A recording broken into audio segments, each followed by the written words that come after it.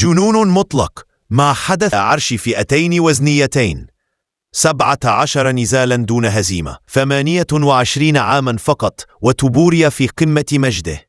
قبل النزال القلوب كانت تميل لأوليفيرا، لكن العقول كانت واثقة أن توبوريا سيحسمها بلا نقاش.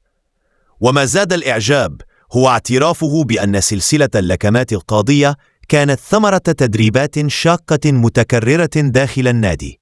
لا مفاجآت هنا، فقط عمل ثم عمل ثم مجده. فالنجاح لا يأتي صدفة، والبقاء في القمة له ثمن يعرفه الأبطال وحدهم.